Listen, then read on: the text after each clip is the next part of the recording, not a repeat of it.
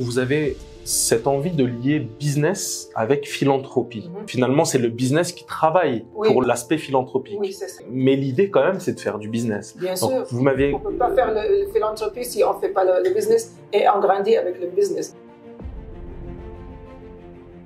Et j'étais toujours en recherche comment je peux créer un impact global, mais qui ne soit pas dépendant sur les dons ou les volontaires, des choses self-sustainable. Le fait est, c'est un plat très riche, très sophisticated, et ça sert presque tous les goûts, oignons, bœuf, poulet, végétarien. Dans chaque ville, on doit ouvrir 11 unités, je l'appelle unité de Ayadi Gourmet, 10 qui sera rentable et 1 qui sera non rentable. Non rentable parce qu'il aura le projet finalement d'atteindre l'objectif final. C'est ça.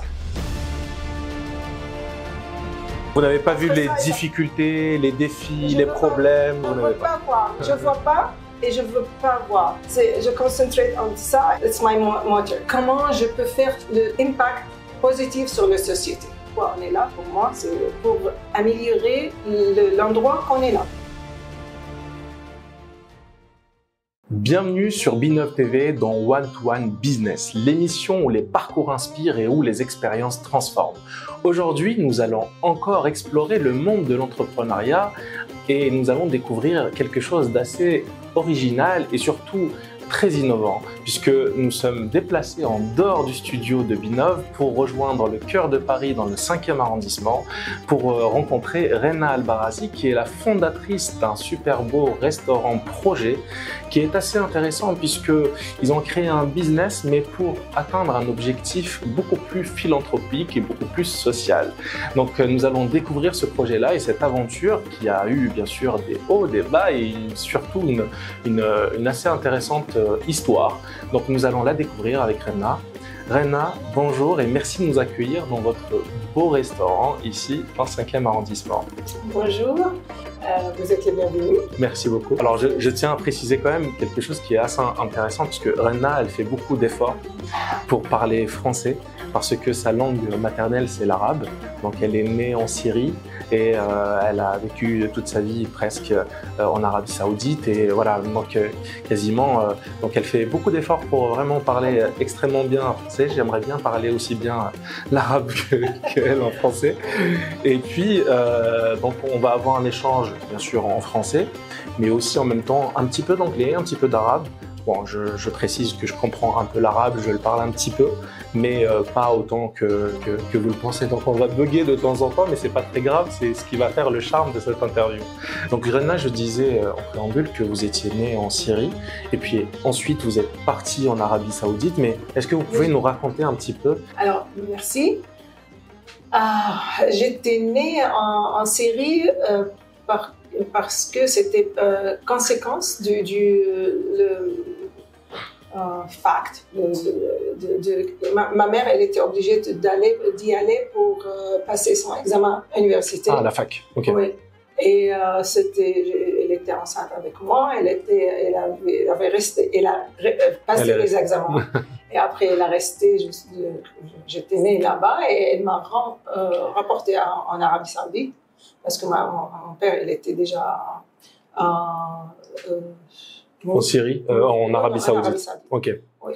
Vos deux parents sont syriens, on est d'accord? Oui. Okay. Oui, mais ils vivaient vraiment en Arabie Saoudite. Alors là, moi, je me présente, moi. Oui. Moi, je suis Rena Albarazi Al-Ajami. Albarazi, c'est mon nom de famille. De jeune fille, oui. Et Al-Ajami, c'est le nom de mon mari, la famille de mon mari. Je suis bien sûr une femme au début qui me fait ce que je suis. Je suis une femme musulmane. Bien sûr, musulmane, donc. Musulmane. Mais je parle, ma langue maternelle, c'est la langue arabe. J'ai appris l'anglais à l'école. Alors, je suis fluent dans les deux langues, mais le français, la langue française, je l'ai appris aussi par conséquence du venir ici à Paris depuis mon enfance 2-3 fois par an comme une touriste. Alors c'est pour ça que je vais faire beaucoup d'efforts en grammaire évidemment et je vous rassure, c'est très bien déjà. J'espère. Mais je voulais bien que peut-être cette interview soit en arabe, mais on pourra bien sûr de temps en temps avoir des petites parties en arabe, mais nous allons expliquer, enfin mettre des sous-titres en français pour vraiment expliquer ce que vous avez dit, si vraiment pour que vous soyez le plus à l'aise possible. Donc, si je comprends bien, vous avez quelque part passé un peu les examens avec votre maman. Oui, c'est ça. Oui, alors je descends d'une famille du côté de mon père et le côté de ma mère aussi. C'est une famille, ce sont des familles qui sont je sais pas, mais comment expliquer, mais familles qui ont un impact sur les sociétés depuis générations. D'accord. Quand vous dites impact sur la société, dans le sens où ils ont eu des rôles assez importants, peut-être politiques ou d'ordre religieux ou non, politique. Politique, plutôt politique. Ok. Oui. Et surtout aussi ma mère, ma grand-mère, elle était une femme, vous savez, ça c'est très longtemps, elle était une femme très courageuse, elle était très, elle avait passé dans tous les, elle était la première femme en Hama, la ville de ma famille, mon origine. Ça s'appelait Hama? Hama, oui. Okay. En Syrie. Et cette ville, elle est connue pour son conservative. C'était très conservateur. Okay. Et pour ma grand-mère, pour être assez active pour les causes palestiniennes, les causes à l'époque, il y avait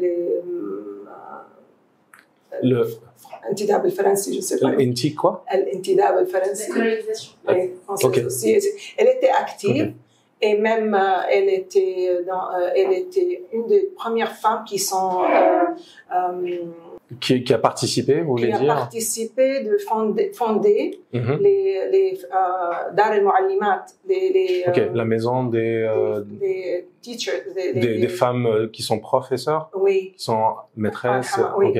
Alors, et ma mère, elle a grandi dans cet endroit.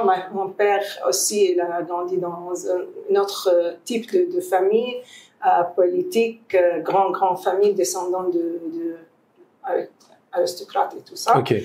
Et alors c'est votre milieu finalement social dans lequel vous avez grandi. Non, j'ai pas grandi dans cette mais votre maman. Je suis sûre que le DNA, ça va. Oui, c'est dans le sang. Vous avez quelque chose qui est. Parce que parfois mon père, il me dit, tu n'as même pas grandi là-bas. Pourquoi tu as laissé la tête comme ça? Mais à cause, il y a avant de mon birth, mes parents, ils sont moved. Ils se sont déplacés en Arabie Saoudite. Et comme j'ai raconté l'histoire, ma mère, elle était en train de finir ses études. Parce que si je me rappelle bien, dans nos discussions préalables qu'on avait eues, vous m'avez dit que, enfin, même toujours, votre maman, elle est plus orientée sur le milieu de la mode. Oui, là après, ça est devenu après. Ah, ça c'est après, d'accord. Après. C'est pas ses études, donc. Non, elle a fait les études l'essence de l'histoire et sociologie. Ok, d'accord. Et alors, en conséquence, je suis rentrée avec ma mère en Arabie Saoudite. J'ai grandi, j'ai dépassé toute ma vie en Arabie Saoudite. Et pour moi, je me sens que l'Arabie Saoudite, c'est la mer. Et moi, je suis une poisson. Je ne peux pas vivre sans avoir un lien. Sans ma Votre mère là-bas. Oui. Ok. Oui, Donc vous avez toujours gardé votre maison. Oui, okay. toujours. Parce que pour expliquer, donc pour vraiment faire le principe, ce que j'ai compris, c'est que vous avez vécu donc en Arabie Saoudite, puis vous êtes parti après donc au Canada. Oui, ça c'est cette partie qui est devenue après de mon mariage, après même après une période très longue période après mon mariage, parce que la famille de mon mari se déplaçait là-bas, et c'est pour ça qu'on a pris cette voyage. Okay. Mais moi, toute ma vie, c'est l'Arabie Saoudite. Mais je suis d'origine syrienne, j'ai le sang qui parle à ça. Et pour moi, je suis sûre que le parti de cuisine, d'amour de cuisine peut-être, et ça devient de la partie syrienne, ça c'est sûr. Parce que c'est vrai qu'on l'a pas dit au départ, mais ce projet restaurant, la spécialité numéro 1, c'est le fateh. Et le fateh, donc c'est un plat traditionnel syrien. Donc, et c'est le premier finalement dans le monde, le restaurant qui propose qui est spécialisé avec ce plat-là. Et vous venez, donc vous l'avez importé ici à Paris. Oui, bon, merci déjà, parce que moi j'ai goûté. J'ai eu la chance de goûter. Et elle m'a fait manger plein de plats. plusieurs plats différents. Et donc il y en a au poulet, au bœuf, ou bien végétarien aussi, avec des citronnades, des choses vraiment faites maison. Et c'est très très bon. Je conseille bien sûr tout le monde, j'en profite pour pour inviter, parce que c'est vraiment très bon. Et l'autre avantage aussi, c'est que vous pouvez bien sûr venir le déguster ici dans ce très joli restaurant. Tu nous expliqueras, Rena, que tout ce qui a été fait ici, ça a été fait vraiment fait main par des artisans syriens. Donc vous avez vraiment fait l'effort de faire tout ce travail-là, mais on en parlera. Et donc vous pouvez donc venir le déguster ici, mais vous pouvez aussi, dans son concept de restauration aussi, le prendre, donc l'importer, le prendre chez vous pour soit le manger chez vous, bien sur la route, sur un banc, vraiment très rapidement. Donc où on va lier finalement, de ce que j'ai compris, l'aspect manger rapide, mais manger très bien et très bon, et surtout bon pour la santé aussi. Oui, c'est ça. Bon, j'ai bien résumé. Oui, merci beaucoup. Bon, alors, on continue. Ce qui a fait Rina Al-Balazi, qui a fait ça, là, depuis mon enfance, j'ai grandi dans cette genre de famille, grand-mère, père, grand-père, tout, et ma mère, qui sont created. Qui ont créé son vie en Arabie Saoudite, malgré pas l'habitude. Oui, c'est pas leur milieu social natif. Non, le besoin avant, pas avoir besoin de faire, mais ils étaient obligés. Ils ont réussi de faire. Ma mère bien sûr, mon père qui a fait toujours les projets des business indépendant. Construction. In the construction business. Ma mère, elle a pris le chemin de la mode. Le chemin de la mode. Elle a très très bien excellé. Elle est presque la première femme aussi qui a vraiment ouvert ce monde-là en Arabie. Oui, en Arabie Saoudite, comme un boutique pour les femmes. Et elle a fait présenter les marques, surtout les Français, les marques très bien. Parce que de ce que j'ai compris, donc vous me dites, c'est que donc elle a créé donc une sorte de centre commercial ou d'un grand magasin de luxe pour présenter des marques françaises ou des grandes marques Au début, il n'était pas légal d'avoir une boutique pour les femmes. Ah, ok. Non. Donc c'était la première femme à avoir créé son... Oui, presque, parce qu'au début, elle a commencé de chez nous, de la maison. D'accord. Et à l'époque aussi, il n'y avait pas les monobrands. Il n'y avait pas comme Christian Dior ou Chanel ou tout ça. Non, c'était elle qui l'a appris. C'est multi-brand. Ok, elle a pris plusieurs marques. Et après, elle a introduit pour la société là-bas. Et petit à petit, elle a... C'est devenu une institution. Et ça existe toujours? Oui, ça existe toujours. Et ça, on parle de plus de 45 ans. Très bien. Qui est là. Et même ma grand-mère aussi, elle est allée en Arabie Saoudite aussi pour fonder une de l'école qui est plus connue en Arabie Saoudite généralement, mais en Riyad spécifiququement. C'était Madaris Tarbiya al-Islamiyya, c'est l'école islamique. Où on apprend. Elle s'appelle Madaris Tarbiya al-Islamiyya, mais c'était c'est pour apprendre finalement la religion. Les études arabes, les études, c'est une école normale, mais elle s'appelait Tarbiya al-Islamiyya. Ah, ok. Ça veut dire parce que Tarbiya al-Islamiyya. Je vous disais, pourquoi je vous dis, c'est l'islam. Parce que nous, moi j'ai fait l'école en Algérie et on avait une matière qui s'appelait Tarbiya al-Islamiyya. Ah, okay. Mais Tarbiya al-Islamiyya, c'était vraiment orienté où on apprenait des sourates du Coran, où on essayait de faire tafsir pour essayer de comprendre le sens. C'est vraiment orienté religion, en fait. Oui, bien sûr. On est en Syrie ou en Arabie Saoudite, plutôt en Arabie Saoudite, parce qu'à l'époque, en Syrie, il y avait les écoles laïques et tout ça. Mais en Arabie Saoudite, non, on est en Arabie Saoudite. Oui, alors, le pays. Oui. Mais elle était très fière. Non, moi, je suis très, très fière d'être une étudiante dans cette école, parce que la plupart des grandes familles, les filles de grandes familles royales, ils étaient tout ce qui a graduated, je ne sais pas comment dire graduated. Les grades, les graduated, ils sont finis, ceux qui sont diplômés, de Tarbiya al-Islamiyya, ils sont des filles qui sont, ils sont des filles qui ont un certain bagage intellectuel très important. Très important. C'est pas que sur la religion, c'est vraiment toutes les langues et toutes les matières. Mon anglais, j'avais les maîtresses, teachers, qui sont venues des États-Unis, du Canada, pour nous donner la leçon. Okay. Donc vous l'avez vraiment appris tel que... Oui. C'était une école vraiment très importante jusqu'à maintenant. Et ça, peut-être, construit Rina.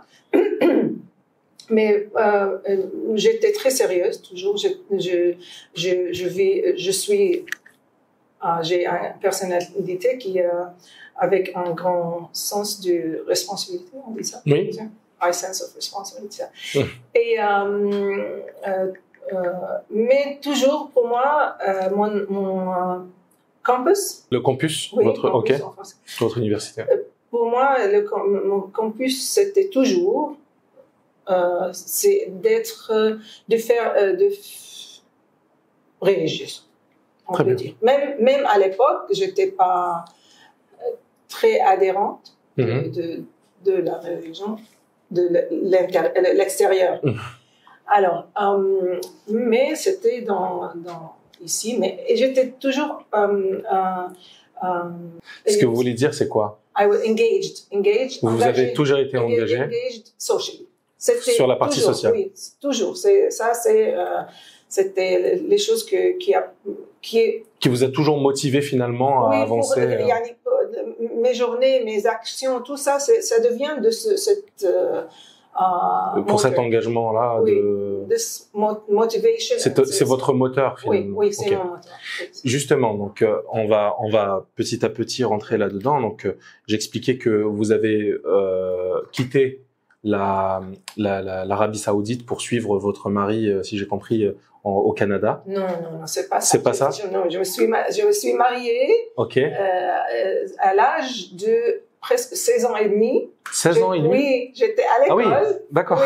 Oui, 16 ans. Oui, j'ai eu ma première à 13 heures. OK. Jewel. My first jewel de mon trésor. OK. My treasure. Ma première, avant d'avoir l'âge de 18 ans, je l'avais Alors, je suis mariée à Riyad, en Arabie Saoudite. J'ai rencontré mon mari là-bas et on a se marié. Il était là-bas. J'étais à l'école, j'étais la dernière année de l'école. Ok. Et à l'époque, j'étais aussi, c'était le Leicester High School et j'avais réussi d'être première à l'école. Mais comment, à 16 ans et demi, on peut penser à se marier? Enfin, j'arrive pas, quoi. Alors, c'est parce que vous aviez rencontré enfin, c'est pour ça que je vous disais, est-ce qu'il était très jeune? Je pensais que vous l'avez rencontré à l'école. Non, c'était pas ça. Ou bien c'est les mariages un peu à l'ancienne, où c'est des rencontres de famille et que c'est un peu comme ça. Vous êtes promise et puis voilà. Oui, c'est un peu comme ça. Okay. C'est un peu comme ça. Mais moi, j'ai toujours avait l'envie d'avoir les enfants.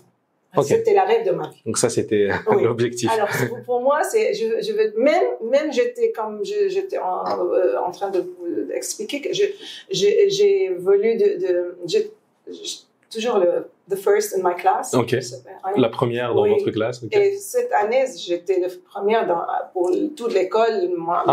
Oui. Alors moi, pour mes parents et pour tous, j'avais un futur tout tracé. Un futur assez important en termes de académique. Oui, c'est-à-dire qu'ils voyaient soit une ingénieure ou médecin ou c'est ça. Très scolaire. Et moi aussi, parce que moi j'aime étudier. Bien sûr. J'ai aimé. Mais rien ne vous prédestinait dans votre imaginaire à ce moment-là ou votre famille à se dire ok, un jour je vais créer un restaurant ou un projet pour faire à manger? Pas du tout. Jusque maintenant, moi et mon mari, on se promenait. Oui, on se promenait. Et toujours on dit qu'est-ce qu'on fait là? Qu'est-ce qui va passer? On n'a jamais pensé de ça. Parce que le background de mon mari, c'est Electricity, Power Stations and Generators.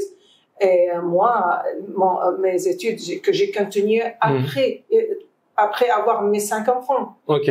Et j'ai continué parce que j'ai lâché. Oui, quand vous avez eu quand vous êtes mariés, vous avez eu des enfants. Oui, mais c'était pas une période que je suis très fière parce que j'ai lâché mes études. Juste un an que je finis l'université. Okay. J'ai fait juste un an. Donc, quand vous avez eu vos 5 enfants, vous avez repris directement pour continuer finalement. Oui. Et vous avez eu donc du coup vous avez continué vers quelle spécialité? C'est ça. Alors j'ai commencé avec Business Administration. Ok. Et j'ai manqué one term. Ok. Et après je suis continuée avec les études des enfants, de psychologie des enfants et tout. Et parce que moi j'avais aussi toujours le passion pour les enfants. Okay. Et j'ai pensé toujours, c'est là où on fait les generations, on fait les nations. Les futures générations et les nations. Nations, c'est ça. Donc vous avez quand même 5 enfants. Ouais. 5 filles. J'ai eu 7. J'ai perdu 2 fils. D'accord. Mais là, j'ai 5 filles. Okay. Jules, 3 qui sont déjà se mariés avec les enfants. Pour moi, c'est petits-enfants. Et de la deuxième génération, 2 filles aussi qui ont aussi fait des... La dernière, elle a quel âge? Elle a 25 ans. Et la première? La première, elle a 39 ou 40. Okay. 40. Je pense qu'elle a 40 ans. Donc vous êtes grand-mère et en même temps... Oui, elle a devenu 40. Ok. Elle a eu. Elle a eu 40 ans. Oui, okay. 40 ans.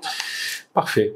Et donc tout ça pour dire que finalement votre voyage qui vous a poussé à aller au Canada, qu'est-ce que c'était? C'était quoi l'objectif? Alors c'était quand la famille de mon mari, ils se déplacés là-bas parce que finalement il y avait en Syrie, la situation c'était pas assez facile pour les gens qui ont fait ces études à l'extérieur aussi. D'accord.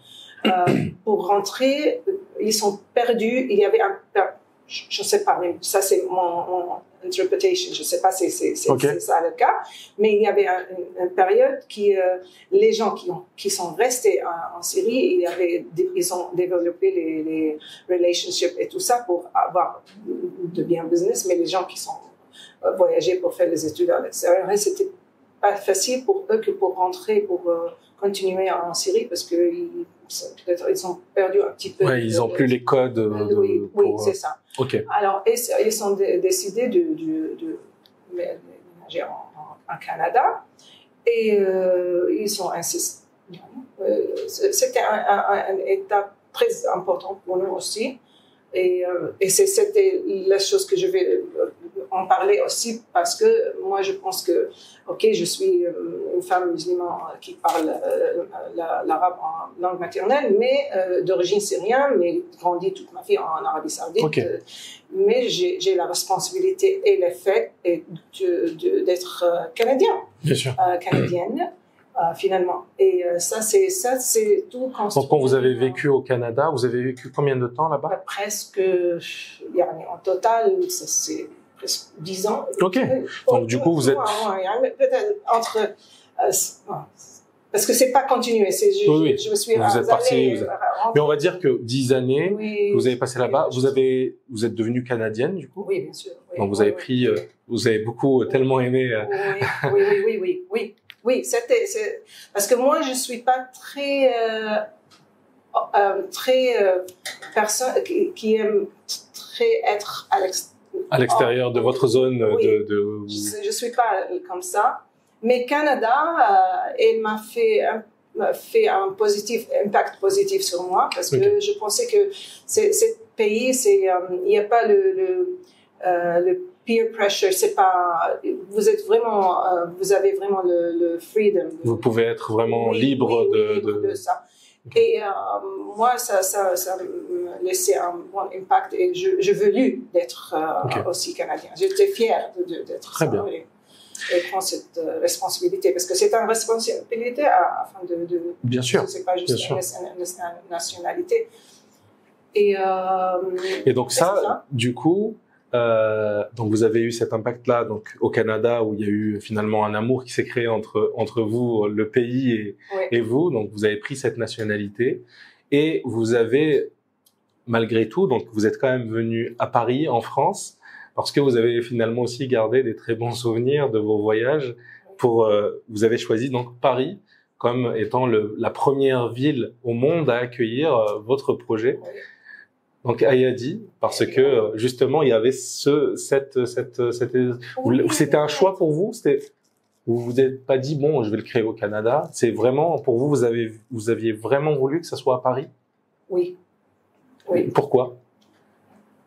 Alors c'est une question très très spéciale. Si on rentre l'histoire, pourquoi ce projet est devenu? Comme j'ai expliqué, la restauration, c'est pas mon métier du tout. Dans toute notre famille, c'est pas. Oui, vous aviez plus eu l'habitude d'être servi que servir. Oui. Non. C'est pas ça. Alors, oui, moi, c'est un peu ça. Je me suis grandi dans une famille. Ma mère, elle a jamais cuit et fait de cuisine. La cuisine, non, rien. Et c'est ça. Nous, on avait toujours quelqu'un qui prépare notre nourriture. Mais la famille de mon mari, c'est le contraire. Même il y a 3 ou 4 personnes dans la cuisine pour faire cuisiner, c'est la femme de la maison, c'est elle qu'elle doit. C'est elle la chef d'orchestre. Oui, c'est elle qui prépare. Ok. Et nous surtout dans notre société, Oui, société. On fait pas, c'est pas même on a des serveurs pour service, mais on ne laisse pas elles qui servent. Bien sûr. Nous on sert. Mm-hmm. J'ai jamais, même mes filles sont grandies comme ça, chez nous. Et ici, on a les invités, on a les guests. Les invités, oui. le guest, c'est le roi ou la reine de notre maison et on fait le service nous-mêmes. C'est pas, Ok. Mais la cuisine et tout ça, alors quand je j'étais mariée avec mon mari, au début, il n'a rien dit. Ok. Mais après, on vous a obligé. Oui, après, quand on a se marié, il m'a dit, non, je ne mange pas chez vos parents parce que je ne veux pas que je mange de la cuisine de quelqu'un d'autre qui a préparé. C'est toi qui doit préparer. Et là, à cet âge-là, 17, là, à cette époque, avait 17 ans, je me suis déplacée chaque fois qu'elle a voulu venir manger, déjeuner chez mes parents. J'étais obligée de se déplacer là-bas et parler avec ma belle-mère à l'époque, elle ne veut pas vraiment de me donner les recettes. Alors, j'avais mon meilleur ami, cette famille qui sont très connus pour son cuisine très délicieuse. Et c'est elle qui m'a aidé au début. Et j'ai commencé à apprendre. Et là, que j'ai découvert que j'adore cuisiner. Bon. It's my passion. Et je l'adore. Et j'adore partager avec les gens. Très bien. C'est ça. Et donc, du coup, pour revenir, pourquoi Paris alors? Alors, Paris, pourquoi? Comme j'ai dit au début que j'avais l'habitude de venir ici tous les ans 2-3 fois. Mais comme un touriste ou avec ma mère, si elle a les Fashion Week et tout ça. Mais, et c'était en 2014, octobre 2014, j'étais à Paris avec ma fille, la plus petite. Oui. Et on avait un rendez-vous pour la mode. Et on n'avait qu'une demi-heure pour manger. Pour être à le rendez-vous. Nous étions en rond-point Champs-Élysées. Donc vous traverser Paris et en même temps manger. Elle m'a dit, maman, j'ai faim. Moi, moi aussi, mais je pensais qu'il n'y avait pas assez de temps pour se déplacer, s'installer dans un restaurant, commander. Oui, c'était trop long. Oui. Et en même temps, j'avais pas l'envie de manger des junk food. Oui, la fast food classique. Fast food. À l'époque, c'est ce moment, je dis, pourquoi il n'y a pas un endroit que je peux manger des choses gastronomie vraiment de gourmet, mais comme fast food. Et comme j'ai expliqué dès le début, engagée socialement, et j'étais toujours en recherche comment je peux créer un projet, non, un impact, pas un projet, un impact global, mais avec un façon ou un façon qui soit pas dépendant sur les dons ou les volontaires, mais des choses self-sustainable. C'est là où justement vous avez voulu en fait créer un concept où vous souhaitez lier l'aspect, c'est là où finalement vous est venue cette envie de lier la partie philanthropique un peu du projet, de faire un impact social, d'avoir un impact sur la société, de créer donc d'offrir de la nourriture. C'est là où justement vous avez voulu vous y avez réfléchi depuis longtemps ou c'est venu vraiment comme ça naturellement? Alors j'ai réfléchi pendant très longtemps de comment je peux faire l'impact positif sur la société. Ok. Globalement. Ça, je cherche. Et là, à ce moment, j'ai vu, il y avait un lien. Pas un lien. Une opportunité. Une opportunité. Il y a un manqué dans le marché pour cette chose. Ok, il y a un manqué et comment je peux créer un produit qui peut fill this gap, this need, mais en même temps, comment je peux le utiliser pour qu'il soit qu'il ait un impact positif qui peut financer, s'autofinancer, financer l'objectif final, mais pas financer juste par l'argent. vraiment de l'action complète. Parce que pour expliquer, c'est que l'idée qui est derrière, c'est la possibilité, bien sûr, de faire du business, donc de créer des restaurants qui vont être, bien sûr, rentables, mais avec un objectif aussi que ça finance l'idée, le concept du projet, qui est celui, donc, qui a un impact beaucoup plus social et philanthropique, qui est donc d'offrir finalement des repas, ou plutôt de permettre à des gens d'acheter des repas à moindre coût, voire presque quasiment gratuitement, mais en tout cas de quand même acheter des repas qui valent très très cher normalement ou qui sont assez élevés, mais donc donner accès à ces repas-là à des personnes même qui sont pas très aisées. Si j'ai compris. Là à l'époque quand j'ai eu cette idée, pour moi c'était comme inspiration d'Allah subhanahu wa ta'ala, parce que comme je dis, pour moi mon moteur c'est tu es musulman, je veux faire toujours le meilleur qui peut se présenter, le musulman le vrai musulman comment il faut.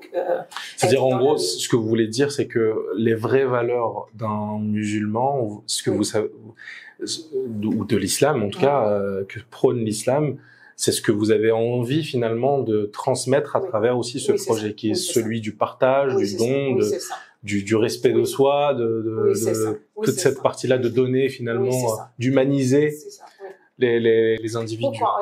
Pourquoi on est là? Pour moi, c'est pour vraiment faire attention de améliorer l'endroit qu'on est là, pour le faire mieux. N'importe quoi. Mais pour nous, pour les plantes, pour les fourmis, pour n'importe quoi, mais laisser un positif impact, améliorer, toujours. Et ça, à l'époque, j'étais en train de faire les études du Coran, et on était sur le Surah Yusuf, et là que j'ai appris comment il a gardé des dynamiques de société pendant alors ça c'est pour les pendant cette période difficile dans cet endroit du monde, le monde. Il y avait 7 ans de guerre. Non, pas guerre, de famine. De famine, parce qu'il n'y avait pas la pluie. La pluie. Et lui, ce qu'il a fait, il a gardé les graines. Les graines, il a laissé dans les. Il n'a pas. Il a demandé aux gens de pas les éplucher. Et il était le premier à créer les storage pour garder tout ça pendant 7 ans. Ils ont dépensé peu, mais gardé plus. Excusez-moi. Ils n'ont pas voulu tout manger d'un coup. Tout manger pour être capable de passer cette année. Mais ce qu'il a fait, quand les gens viennent du Bédouin et tout, l'endroit de la ville, il n'a pas donné les graines gratuitement. Il a échangé. Pour qu'il garde la société productive. Oui. Mais parce que pendant 7 ans, si la société avait pris l'habitude de avoir et pas de donner, retourner, et ça change la dynamique de la société. Et il n'a pas voulu faire ça. Il a fait cette plan. Et moi, comme j'ai appris ça et j'ai pensé, ok, comment je peux vous inspirer de cette partie-là. Ce projet financially. En gros, si je comprends bien, c'est que vous avez voulu vous inspirer de cette action, de ce qu'il a fait, pour finalement le traduire quelque part dans votre projet et l'inclure un peu comme l'idée qui permet finalement d'avoir une continuité de cette action-là originelle. D'accord. Et engager la société ensemble parce que si on va le regarder après, on va vous accompagner. Donc on a décidé d'accompagner Rena pendant une action où elle distribue finalement des bons et des coupons qui permettent finalement à tout individu, et je précise, quelle que soit sa religion et quel que soit finalement d'où il vient, et donc où elle peut donc finalement la personne peut avoir un bon et s'offrir un repas donc de grande qualité à moindre coût, donc entre 50 centimes, 1 euro, 1,50 € pour un repas qui coûte normalement entre 14 et 25 euros, quoi. C'est un peu ça.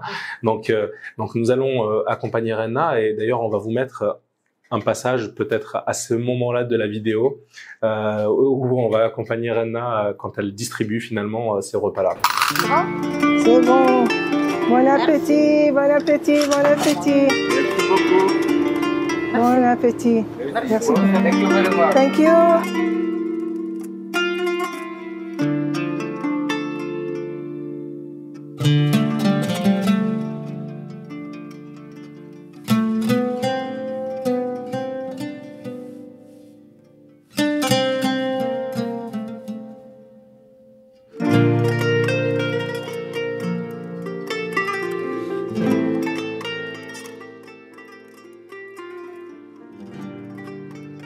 Alors c'est un restaurant, mais c'est pas un restaurant vraiment.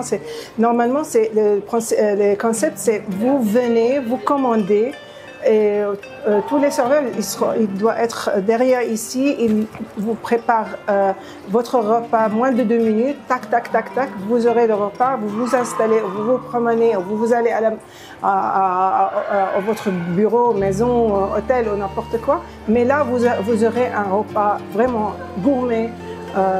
Excellent, frais et rapide. Donc là, on continue du coup l'action du jour. Pour expliquer un peu l'action, c'est que aujourd'hui, vous avez distribué donc des coupons. Oui. Vous pouvez nous montrer ces coupons que vous distribuez? On dépense les brochures comme ça avec les dates. Si vous venez, vous mangez, quand vous payez votre facture, vous aurez un coupon comme ça avec la date. Ça veut dire que moi, quand je viens chez vous, je mange un repas, vous me donnez un coupon comme ça, voilà. Je peux le donner à qui je veux. Oui, c'est ça. Quelqu'un qui est dans le besoin, je lui distribue. Oui, quelqu'un qui est dans le besoin. Bien sûr, qui est dans le besoin. Oui, c'est ça. Et donc, il va venir grâce à mon repas quelque part. Oui, c'est ça. Il pourra venir pour profiter de lui aussi un repas. Voilà, donc moi, quand je mange, je peux offrir quelque part un repas à quelqu'un d'autre. C'est ça. C'est magnifique. Oui. Merci à vous. Bon appétit. C'est super bien ce que vous faites. Merci beaucoup.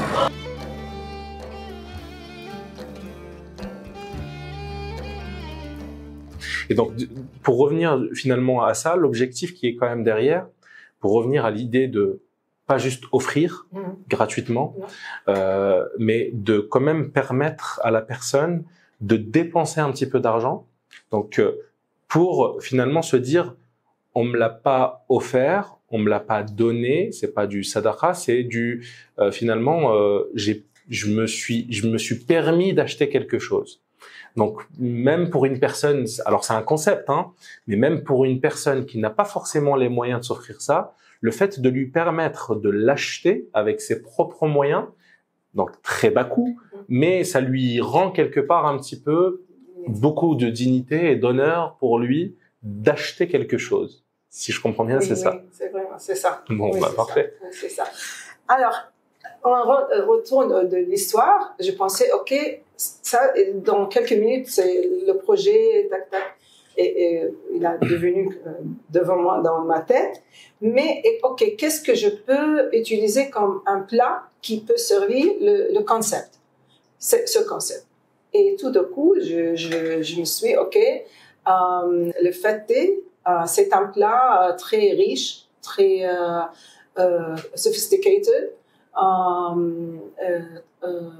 et ça sert presque tous les goûts, oignons, bœuf, poulet, végétarien, vegan et tout ça. Et c'est un plat compostable, non compostable, qu'on peut importer, que vous pouvez construire au fur et à mesure. Oui. Okay. Alors, ok, ça sert le concept bien. Ok, bien sûr que ça sera très challenging, très challenging, parce que là, je vais proposer un plat qui est très peu connu pour tout le monde. Oui. et être spécialisé avec. Si ils n'aiment pas, les gens ils n'aiment pas, ça. Alors c'est difficile de ne pas aimer parce que je le disais que j'avais goûté. En fait, on a tout ce qui est très bon, c'est-à-dire on a donc de la viande, des bons morceaux, et vous faites très attention à choisir que des très bons morceaux, qui sont aussi, vous avez votre propre boucher, où vous contrôlez vraiment la provenance des différents aliments, que ça soit de la viande, des différents légumes que vous mettez, ou du yaourt aussi que vous produisez, que vous mettez à l'intérieur de tout ça, de la grenadine aussi que vous mélangez, que vous ajoutez des graines de grenadine qui sont très riches en termes de nutritifs déjà, hein, qui sont pas très connus dans les plats, c'est-à-dire quand on mange, mais c'est vrai que c'est quelque chose qui est assez intéressant que vous avez inclus dans tout ça, avec les croûtons de pain. Donc en fait, vous avez quelque part un peu le concept. On va mettre quelques photos et on va vous mettre. D'ailleurs, j'invite tout le monde à aller voir sur l'Instagram de Ayadi Gourmet les plats qui sont juste. Déjà, quand on voit les photos, ils sont très délicieux. Quand on les mange, c'est un autre level encore. Ils sont très bons. Mais donc cette idée-là, donc de faire ça. Mais pour revenir finalement à ce projet, donc où vous avez cette envie de lier business avec philanthropie. Finalement, c'est le business qui travaille pour l'aspect philanthropie. Oui, c'est ça. Mais l'idée quand même, c'est de faire du business. Bien donc, sûr. Vous m'avez. On peut pas faire le philanthropie si on fait pas le business et on grandit avec le business. Il faut parce que to scale, d'être dans toutes les continents du monde et d'être un empire leading dans cette domaine, pour que le impact pour réussir votre impact et votre objectif philanthropique, vous devez faire rentrer de l'argent pour le faire. Bien sûr. Donc c'est ça l'objectif, mais l'idée c'est quand même de faire du business, donc de gagner de l'argent avec ce travail. Et si j'ai compris, vous m'avez dit que vous aviez dans votre idée, donc le concept c'est de créer 10 restaurants. Le plan, c'est alors je me suis rentrée chez moi, j'avais aucune idée de business de restauration, aucune. Je même savais pas qu'il y a des études qu'on peut faire. Pour faire ça. Académiquement, je savais pas. Alors, je me suis rentrée, je me suis commencé à de suivre les études pour le faire, et pendant un an. Et après, j'ai avancé un petit peu parce que j'ai pris le temps pour préparer le base. La base du projet, parce que dès les premières 5 secondes le projet, j'ai vu le tip of the mountain. Oui, c'était mon objectif. Ok. Donc alors, dès le départ, vous aviez votre objectif final que vous souhaitiez atteindre. Alors c'est pour ça j'ai pris le temps pour je veux faire à base très solide pour atteindre l'objectif. L'objectif, j'ai pris le temps pour le faire. Et donc dans ce concept-là, dans l'idée, c'est de créer donc 10 restaurants. Alors quand j'ai fait les études, il faut faire le plan. Comment je peux aller là-bas, comment je peux scaler. Alors on a fait le plan pour dans chaque ville, on doit ouvrir 11 unités. Je l'appelle unité de Ayadi Gourmet. Dans lequel 10 qui sera rentable et 1 qui sera non rentable. Non rentable parce qu'il aura le projet finalement d'atteindre l'objectif final. C'est lui qui va permettre appliquer le concept, l'objectif finalement. Alors ça, il doit financer ça. Et même en même temps, il doit financer le scaling. Bien sûr. Et bien sûr aussi pour que les investisseurs ou les personnes qui travaillent là-dedans, il faut qu'ils puissent aussi gagner de l'argent à travers tout ça. Oui, bien sûr. On va être. Moi, je dis ça, mais moi, je suis très sure. Vous êtes sûr? Oui. Ok. Que vous allez atteindre. Oui.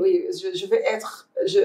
Que notre projet, notre Ayadi Gourmet, sera le leading company in the food chain business in the world. Ça, c'est je vous le souhaite, parce qu'aujourd'hui, on a juste ce projet concept ici au sein de Paris, donc vraiment à Paris dans le 5e, donc c'est un peu votre studio là où vous faites vraiment votre pilote, le projet pilote, mais donc c'est exactement, donc pour vraiment approuver ce concept-là. Aujourd'hui, vous l'avez approuvé puisque vous avez déjà mené des actions où vous commencez donc à gagner de l'argent et à donner finalement gagner de l'argent pas encore.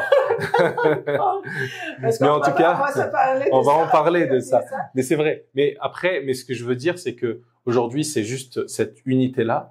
Mais demain, et l'idée globale, c'est quand même de s'implanter partout dans le monde, partout dans toutes les grandes villes du monde, et d'être connu partout et d'avoir une très grande chaîne de restaurants avec ce concept-là vraiment partout dans le monde. Ouais. Donc c'est très ambitieux. C'est pas un petit projet de restaurant, non, voilà. Donc l'idée quand même derrière, c'est d'en faire une multinationale si possible, quoi. Oui, c'est ça. Oui, c'est ça. Et là, comme à cette période de ma vie, normalement c'est la période quand retirement. Et moi et mon mari, alors et là il devient le hero behind. je parle de mon mari. Alors comme j'ai fait les études et tout ça, il a pas trop s'engagé avec le projet. Oui. Parce qu'il n'y croyait pas trop au départ. Il est très factuel. Oui. Il était occupé avec son travail et tout ça. Et là, depuis, lorsque je me suis commencé avoir besoin de beaucoup d'argent et pour financer et tout ça, et là, on a se parlé et dire si il a compris que moi, comme je vous dis, j'ai commencé mes responsabilités familiales très tôt. Alors, j'étais très engagée avec mes enfants et tout ça. Même en même temps, je continuais mes études, mes existences dans ma famille, dans ma société. Et il a apprécié votre détermination, votre volonté, votre voyage pour atteindre l'objectif. Voyage dans ma vie, j'ai bien fait. Okay. Pour lui, et il a pensé que il veut être partie de cette aventure, to be my solid rock behind, like okay. Oui, pour que je peux réussir avec je peux suivre ce projet.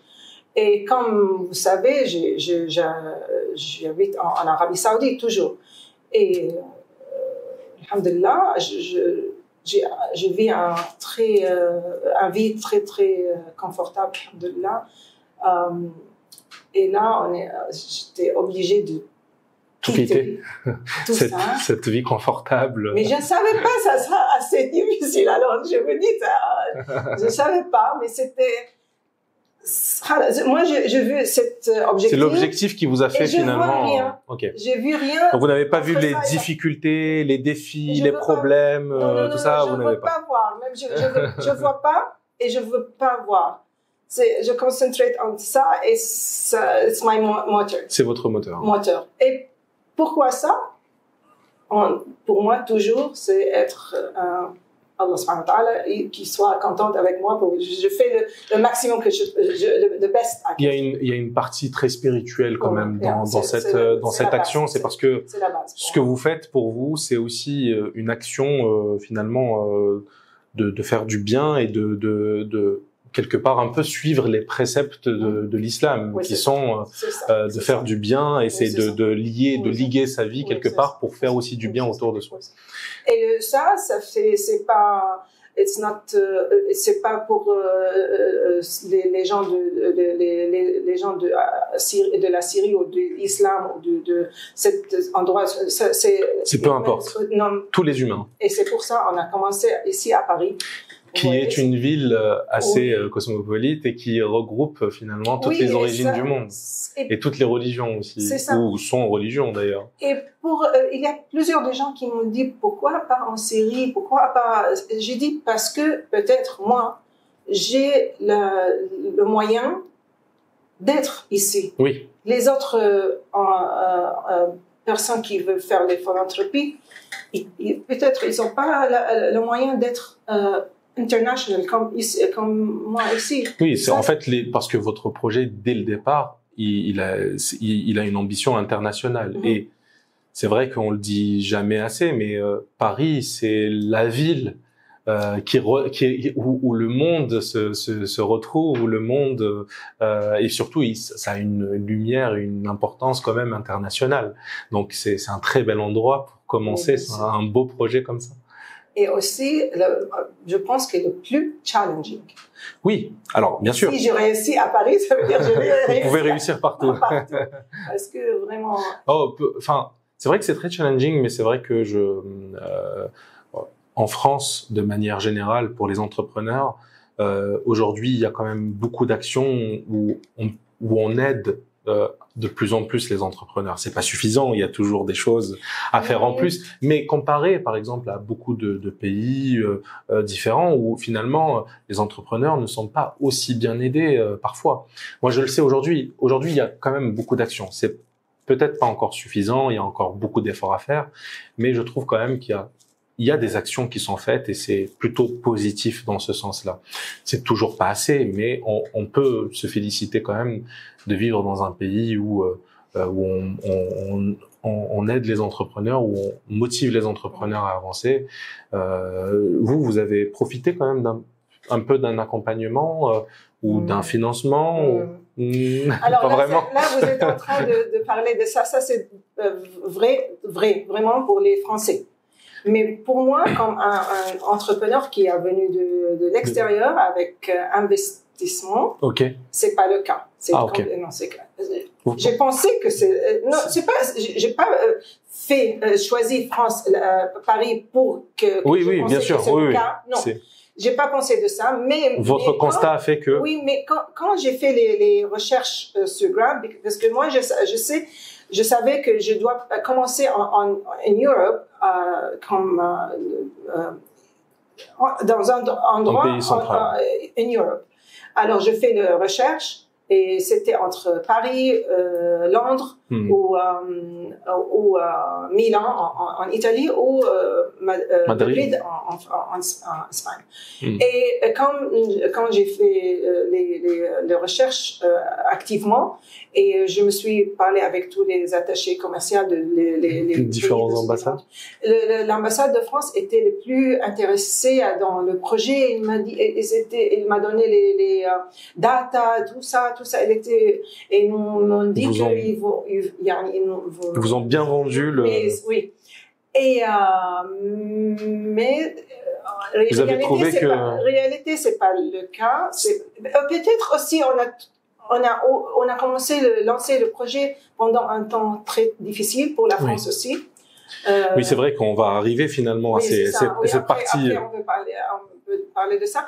Mais surtout, pour moi, dans ma expérience jusqu'à maintenant, je pense que pour un investor coming from outside de l'étranger, je pense que c'est le plus difficile. D'accord. C'était un voyage très très difficile, même surtout aussi pour les bureaucraties et tout ça.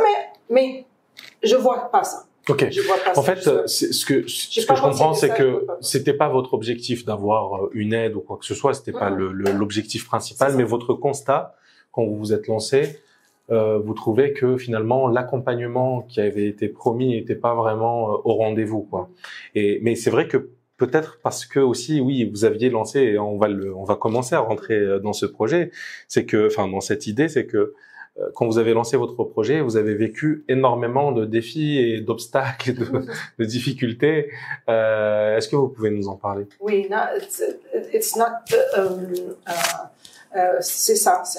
Parce que comme je vous ai expliqué, on a déjà pris les challenges qu'on a choisis. On a choisi Paris. Il y a, je ne sais pas, plus de 12 000 restaurants ici à Paris. Il y a la beauté, c'est la plus belle ville du monde. Oui. Alors, pour créer un projet avec faire les attention, des choses pour to get the attention to what you have. Et un plat très peu connu par tout le monde, spécialisé avec un obstacle de langue. Ok, je parle le français, mais je parle pas le français de business. Je parle le français de street, de passer la journée. Juste, voilà, pour être une touriste ou dépenser de l'argent. Oui, mais c'est pas la langue de business. Et quitter mon comfort zone dans cette étape de ma vie, moi et mon mari, vous voyez, là, normalement, à cette étape, vous êtes tranquille, vous profitez et puis vous dépensez votre argent. Vous profitez, voilà. de ce que vous avez créé dans votre vie avec les petits-enfants et tout ça. Alors, laissez mes parents, tout ça, et les fait sortir de tout cette comfort zone pour créer un produit qui c'était pas votre destinée, métier, ça c'est des choses qu'on a choisies, c'est des choix qu'on a fait. Mais depuis de notre ouverture ici, on commence avec comment obtenir le carte de séjour. C'est une histoire. Okay. Il y avait déjà une histoire de papier, puisque les Canadiens, ils peuvent. Mais c'est ça. Ça a pris à peu près 1 an pour vraiment comprendre qu'est-ce qu'on va faire. Okay. Entre la préfecture ici et l'ambassade de France en Arabie Saoudite, et moi, nous avons la nationalité canadienne, c'était très compliqué. Peut-être eux, ils ont appris comment utiliser, comment fonctionner dans cette cas. Okay. Et moi aussi. C'était un cas très spécifique, oui, en fait, très spécial. Alors, même l'ambassade canadienne en Arabie Saoudite, c'était vraiment des choses compliquées. Ça m'a pris presque 1 an pour. C'était comme, je ne sais pas, qui vient avant le œuf ou l'œuf ou la poule. La poule, parce que eux ils disent non, ça commence là-bas et je voyage et après ils disent non, il faut le. Donc il y avait une partie de ping-pong. Et dans ce cas, je me suis rencontré un monsieur dans l'avion, dans une de mes voyages. Qui a donné un coup de main très important parce qu'il a facilité de obtenir les papiers et tout ça. Mais alors ce sont les choses qu'on a choisies pour les challenges qu'on a choisis. Donc ça déjà c'était le premier challenge, c'était obtenir un titre de séjour pour commencer déjà à créer votre business ici en France. Une fois cette étape réalisée, donc vous aviez dû trouver ce lieu, le refaire complètement. Oui, complètement. C'était un lieu abandonné pendant 8 ans, mais on ne savait pas. Okay. On ne savait pas que c'était. Le propriétaire nous a dit que c'était il y a 1 an et demi. Oui. C'était vide et c'était abandonné. Vous avez dû tout refaire parce que c'est vrai que on va faire après des plans et des photos. Mais c'est vrai que vous avez refait donc tous les travaux. Tout. Vous avez aussi créé. Vous avez fait toute la partie artisanale finalement, où vous l'avez créé donc en Syrie. Vraiment différent. Ce concept. Présenter aussi l'artisan de Syrie. Mais à l'époque, quand on a fait tous les travaux et tout ça, c'était des choses très difficiles. Mais c'était pas juste les travaux d'expérience. Cet endroit, elle était morte. It was dead. All vital signs. Il n'y avait pas même le gaz, l'électricité. On était obligé de commencer d'essayer de tout refaire. 6 mois pour avoir l'électricité. 6 mois pour avoir le gaz. 3 mois pour fermeture Et pourquoi avoir choisi ce lieu? C'est quoi le... C'est pas bon. Parce que je ne sais pas, ce lieu, elle m'a appelé pour lui redonner vie. Oui. Moi, je pense de ça tout le temps. Pourquoi? Mais après, comme je vous dis, je viens ici souvent, tout le temps, mais j'étais jamais dans cet endroit de Paris. Et après que nous s'installer ici, et je me suis promenée tout le temps là, j'ai appris un peu de l'histoire de cet endroit. J'ai dit, peut-être c'est pour ça on est là, parce que il y a un peu de l'histoire de Paris. Il a commencé de l'île de la Cité. Okay. Ils ont commencé avec la rive gauche avant et c'est l'histoire. Et nous, on est en train de créer une histoire. On est les premiers dans le monde pour être spécialisés, pour faire montrer, pour avoir ce concept. Peut-être c'est pour vous, c'est un peu le destin qui a joué, quoi. Oui, c'est comme ça. Il vous a appelé, vous l'avez refait, et ça fait partie de votre histoire finalement. Et donc une fois que vous avez refait les travaux, créé toute cette déco, etc. Donc vous avez commencé à lancer. C'était en quelle année? Fin 2019. Voilà. Donc fin 2019.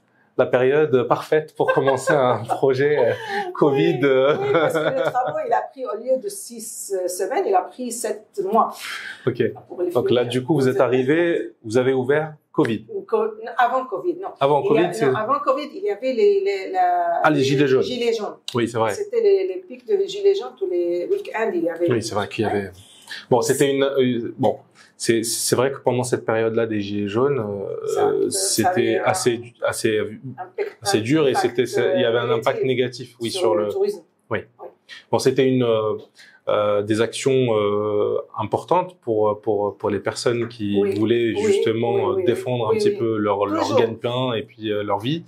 Mais c'est vrai que ça a eu un impact négatif sur les entrepreneurs, et les petits entrepreneurs surtout. Oui, parce que moi, je pense qu'il y avait les restaurateurs. Il y avait les casseurs qui sont entrés. Oui. C'est ça la raison. Autrement, on vous a pas cassé votre restaurant? Non, mais ça ça a eu un impact. Les télévisions, c'est l'impact pour donner. Oui, donc les touristes, quand ils regardent ça, ils veulent pas venir. Oui, tous mes amis d'Arabie Saoudite. C'est vrai que les médias ont un rôle quand même à tout le temps montrer que les images négatives. Négatives plutôt, ça ne joue pas trop en faveur finalement du pays et des commerçants et tout ça. Comme les JO, nous sommes actuellement en plein JO à Paris, donc ça fait 100 ans que maintenant, voilà. Et c'est vrai que avant les JO, il y avait beaucoup d'informations négatives, je trouve, sur cet événement mondial, où on aurait pu plus accentuer l'événement sur des choses positives pour éviter d'avoir du négatif. Et d'ailleurs, il y en a beaucoup qui se plaignent de ne pas forcément avoir autant de monde que promis, quoi. C'est-à-dire Paris, ce n'est pas aussi rempli que ça doit être pour un événement aussi important tel que les JO. Et donc, pour revenir du coup au projet, donc il y avait les gilets jaunes. 5 semaines après notre ouverture, il y avait le ravalement de ah oui, donc ils vous ont placé un...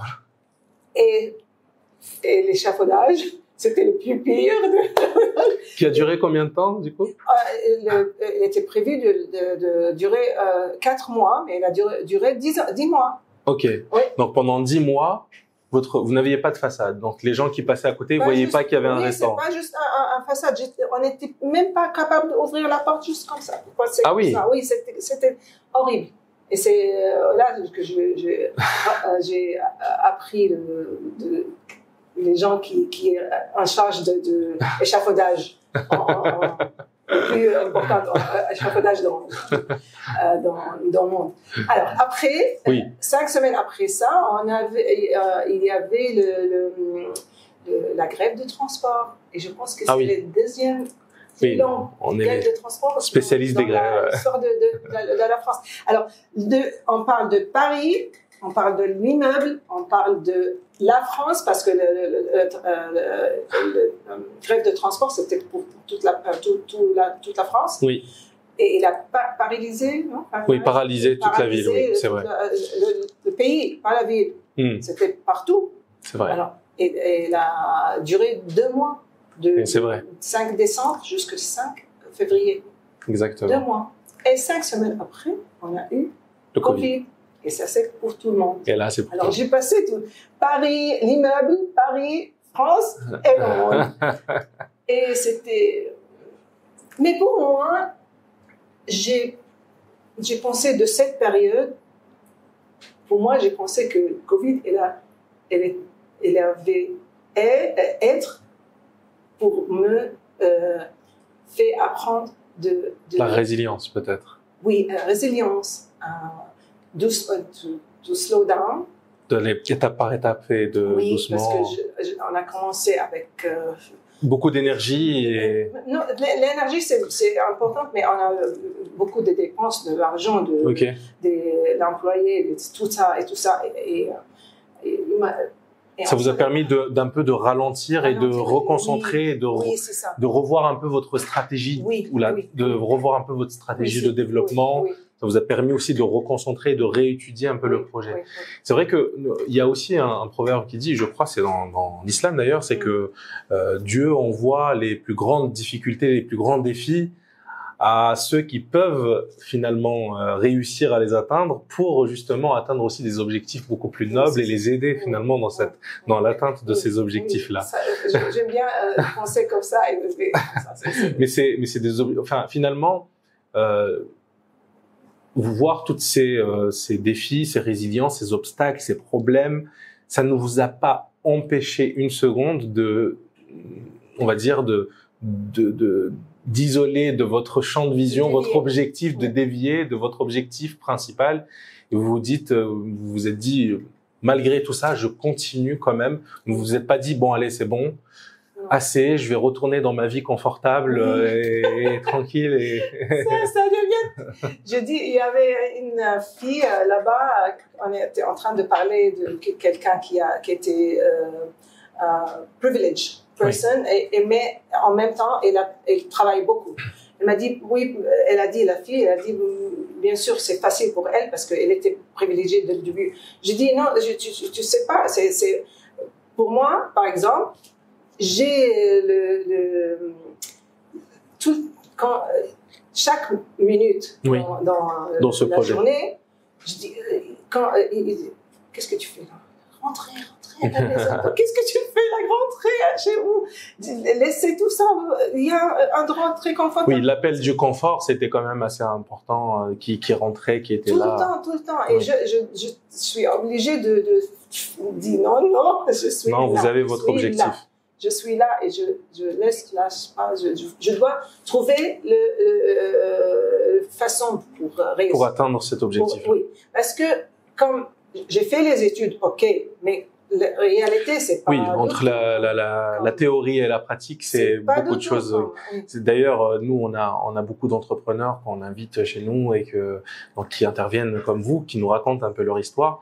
Et c'est vrai que très souvent, et si ce n'est dans 99,99% des cas, ce n'est jamais ce qui a été prévu sur le papier, ce qui a été étudié, que finalement on pratique en réalité, et qu'il y a toujours des adaptations et des réorientations. Et d'ailleurs, aujourd'hui, je pense que quand on apprend l'entrepreneuriat ou à entreprendre, le fait de savoir rediriger son projet et réorienter sa stratégie, c'est ultra important, de ne jamais rester sur une stratégie établi, de ne jamais dévier de cette stratégie-là. Des fois, il faut dévier pour pouvoir justement atteindre l'objectif. Donc pour dire, donc vous avez vécu toutes ces années-là comme ça, et c'est que maintenant, vous me disiez que vous commencez tout juste un petit peu vraiment à tester le concept de bout en bout, à vendre, à ramener des clients, à tester le concept vraiment de donner des bons et d'avoir des gens qui viennent et s'offrir des repas à très très peu cher, donc pour 50 centimes ou 1 euro, 1,50 €. Alors, je veux revenir un petit peu, c'est pas, oui. on change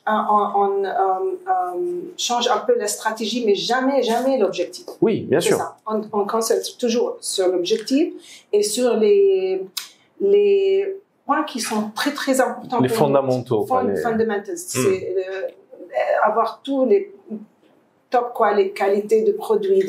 Il y a des choses, il y a les fundamentals, on touche jamais, on doit toujours focus on. Et on change les stratégies pour réussir. Là, c'est ce qui a passé quand le plan d'ouvrir 11 à Paris, 10 rentables et un qui sera non rentable. Mais depuis quand jusqu'à maintenant, le projet c'est pas encore rentable parce qu'on a passé tout ça. Normalement, c'est entre 3 ans à 5 ans pour to break even. C'est pas pour un projet pour break even in the food business. Mais dans les cas normaux, les économiques normales, pays normal. Mais nous, depuis le début jusqu'à maintenant, on n'avait pas eu le cas normal parce que comme après Covid, pendant cette année, il y a la guerre de l'Ukraine et ça impacte. Et après, le problème dans le Moyen-Orient. Et ça impacte toujours les économies. Mais on peut dire que on peut compter le 2022, c'est l'année un peu normale, la situation. Et là, on a commencé comme ça, on a tombé comme ça. Après, on a commencé une petite pente, oui. Un petit comme ça. L'année 24, c'était pas des choses très. Il y a des problèmes, mais on a pensé, ok, on n'a jamais parlé de l'objectif de notre projet sur les social media. Pourquoi? Parce que je ne voulais pas être un hypocrite. Oui. Okay. J'ai pas appliqué le concept, l'objectif. En fait, pour vous, vous ne vouliez pas parler encore de cet objectif-là et de communiquer sur ça tant que vous n'avez pas encore la possibilité de le faire. Oui, c'est ça. Et je veux pas utiliser comme un attrape. Oui, je veux pas l'utiliser parce que j'étais pas encore capable de le faire. Je le fais sur mon personnel, mais j'ai pas vendu. Alors j'ai passé pendant cette voyage, cette journey. Il y avait beaucoup de défis, il y avait beaucoup de gens qui me disent ça réussit pas, qu'est-ce que tu fais, vous êtes fou, allez, rentrez, tout. Beaucoup. Il y a qu'une seule fois que j'étais vraiment une soirée, j'ai dit je vais fermer, mais c'était pas à cause des challenges ici, c'était le challenge de quand mes parents avaient attrapé Covid. Ah, ils étaient malades. En Arabie Saoudite. Et moi, je suis là, et moi, j'ai dépensé toute ma vie à côté de mes parents. Et là, cette distance, ça fait que... cet âge qui me besoin plus. Et là, j'ai réévalué, qu'est-ce que je fais? C'est quoi mes priorités dans la vie? Mes parents, là-bas. Et cette soirée, j'ai dépensé toute la soirée, j'ai dit non, je vais aller à mes parents, je vais rester avec mes parents. Mais ma mère a dit non. Et c'était cette fois. Mais autrement, on doit continuer, on doit trouver une façon. Et j'avais cette idée toujours, il faut commencer à parler, commencer à communiquer, c'est quoi l'histoire, c'est quoi. Bien sûr. C'est ce que je vous ai... Alors, moi, je vous aurais conseillé ça, de parler de ce projet parce que c'est vrai que c'est que comme ça, finalement, qu'on apprend et qu'on s'intéresse à l'idée de base. Parce que bon, manger dans un restaurant avec une spécialité, que ça soit indienne, turque ou asiatique ou peu importe, ok, c'est quelque chose d'assez banal à Paris. On a des restaurants de tout et on a la chance d'avoir tous les goûts qui sont représentés et toutes les variétés de cuisine. Mais le concept, finalement, je pense qu'il y a cette partie sociale va attirer beaucoup plus de personnes parce que ils auront envie de participer à l'impact social. Voilà, c'est ça. Donc vous allez être un peu le moteur devant et puis de donner finalement de la force à ce type de projet parce que beaucoup de gens aujourd'hui veulent manger en ayant un impact. C'est-à-dire que moi, quand je dépense 1 euro dans quelque chose, je suis très content de voir que cet euro dépensé, il y a peut-être une partie qui va au bénéfice d'une action juste ou qui a une action positive dans le monde. Et d'ailleurs aujourd'hui maintenant quand on va dans les magasins, hier j'étais aux Galeries Lafayette quand j'ai voulu dépenser donc payer pour acheter mes affaires et il me dit est-ce que vous voulez arrondir votre montant, il y a une partie qui va être donnée à une association caritative, etc. On ne sait pas quelle association, mais tant mieux. Bon, c'est pas grave. Donc je dis ok, c'est pas grave. Le plus important, c'est que l'action est donnée pour faire du bien quelque part dans le monde. Donc et je pense que le fait d'en parler, ça va donner justement envie aux gens de venir découvrir et de dépenser leur argent positivement finalement. Et finalement, aujourd'hui, vous êtes donc arrivé à un niveau qui n'est pas non plus ultra positif en termes de croissance. De quoi vous avez besoin aujourd'hui pour vraiment atteindre vos objectifs, parce que jusque-là, vous avez toujours autofinancé tout ce que vous avez fait et vous m'avez dit, dépensé énormément d'argent. Mais aujourd'hui, vous êtes arrivé à un point où vous avez vraiment besoin d'un coup de pouce supplémentaire pour vous permettre d'atteindre cet objectif final qui est celui d'ouvrir des restaurants partout et en même temps d'avoir un impact positif. Ouais. Alors, quand vous avez parlé quand vous-même voulez vous vous sentez mieux quand vous dépensez l'argent comme ça. Et c'est ça exactement ce qu'on veut. C'est pour ça il s'appelle Ayadi Gourmet. Ayadi, ça veut dire les mains. Les mains. Les mains. Et nous, pour nous, on se tient les mains pour faire réussir ce projet, pour que en plus des gens qui ont moins de chance que nous avoir accès la bonne de ce projet. Et on a investi avec les extérieurs pour donner une expérience positive, de faire plaisir aux cinq sens, pour regarder des choses beaux, tous les cinq sens, mais aussi to enhance, je sais pas comment, exagérer l'expérience. Ah, pour vraiment améliorer l'expérience. Okay. Par que quand vous mangez ici, vous avez vous êtes très content, mais ça vous fait plus contente que savoir que vous participez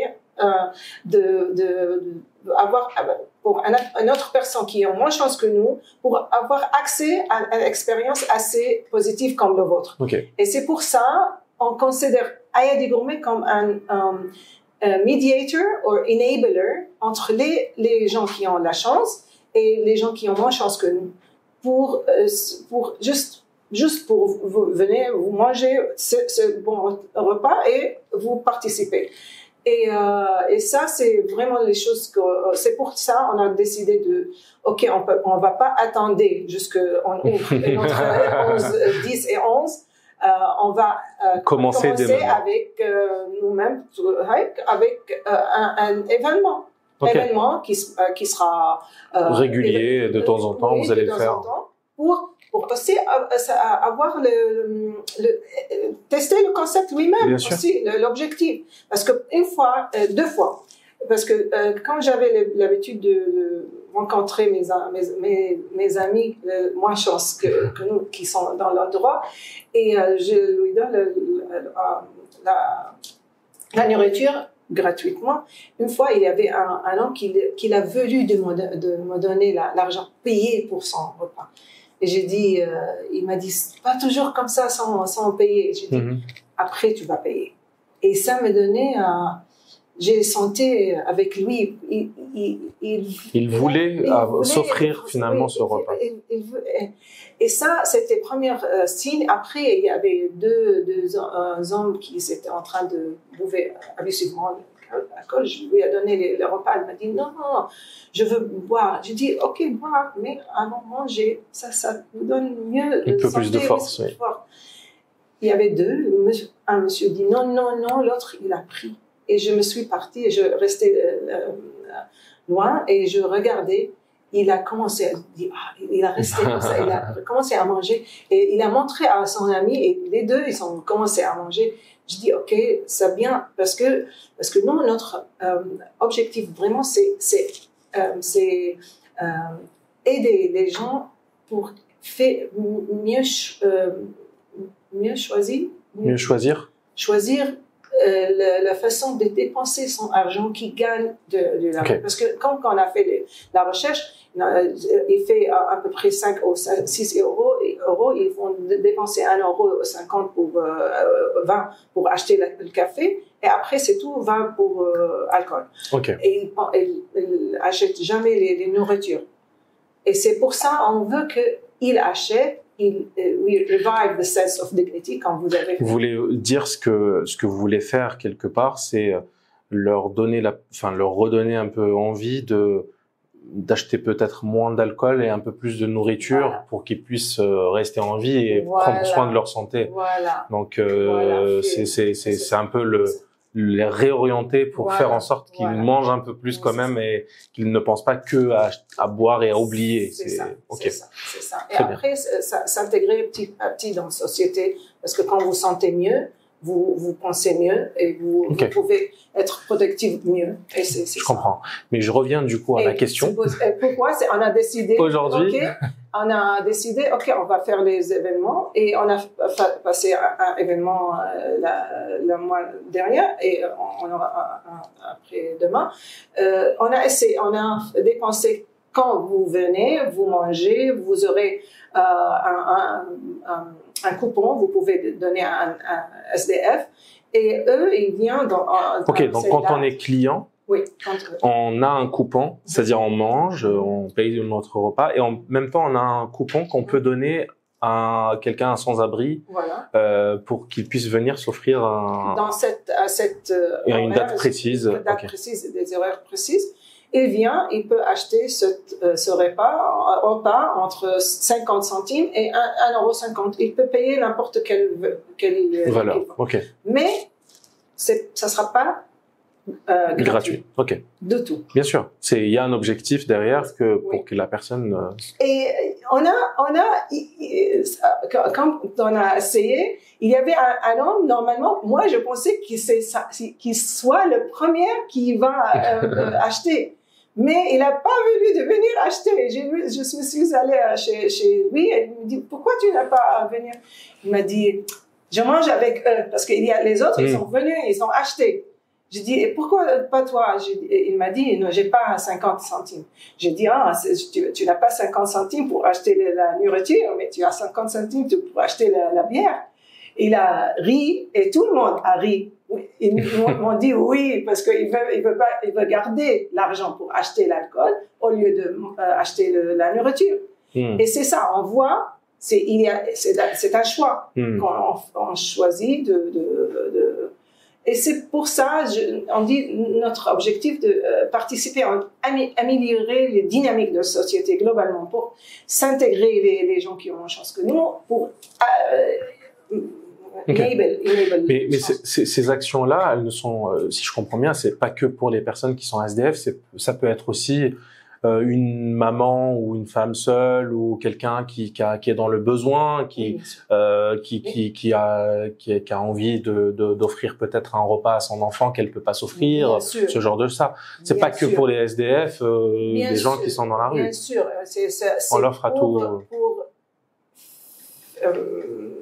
améliorer Ok. Et donc pour revenir à ma question, Rena, est-ce que aujourd'hui, de quoi vous avez concrètement besoin pour avancer sur votre mission et sur votre objectif? On a besoin que les investors qui voient la vision. Ok. La vision, c'est la vision de objectif. Ok.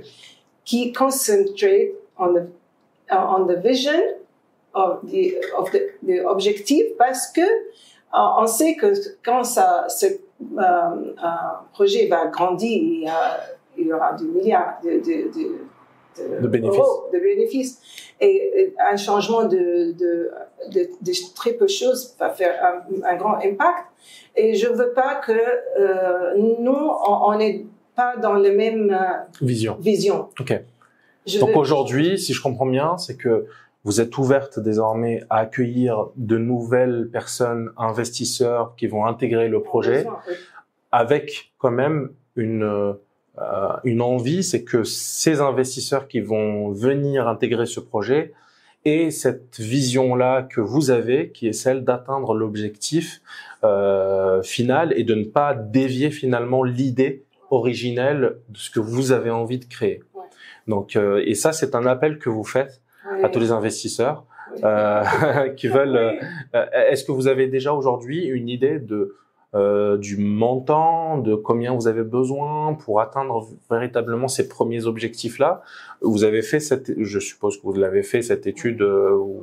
Si aujourd'hui, j'ai envie de dire, un investisseur nous appelle ou est intéressé plutôt par l'idée, le concept et on veut en savoir plus, Vous êtes prête aujourd'hui à lui donner, à lui fournir des éléments sur le projet, sur le business plan, sur voilà, pour atteindre. Bien sûr. Mais il y a une différence. Il y a si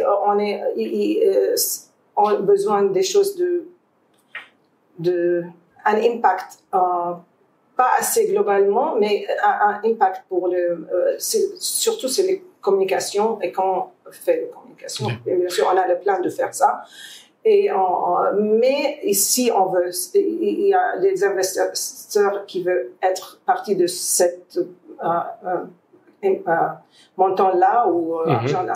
Mais s'il y a des investisseurs qui veulent vraiment être comme un parti de cette union, avoir vraiment une grande propulser finalement, and take it to the potential vraiment globalement, c'est un autre montant, c'est pas la même chose, mais c'est ça. Et est-ce que vous cherchez aujourd'hui que des investisseurs, on va dire un peu professionnels, qui ont les moyens d'investir dans ce genre de projet, ou bien vous ouvrez aussi peut-être votre capital à des individus, on va dire particuliers, qui ont envie de mettre des petits tickets, par exemple, dans le projet, pour avoir par exemple des BSPCE ou des actions finalement du projet, potentiellement des petits tickets pour atteindre le gros ticket.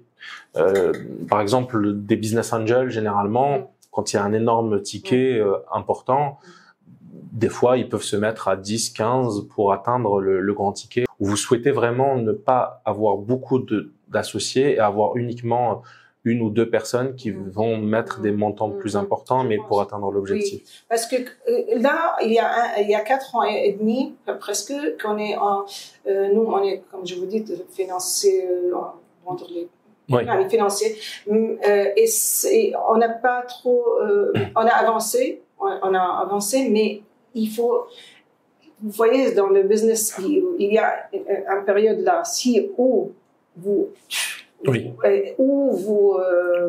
bien sûr.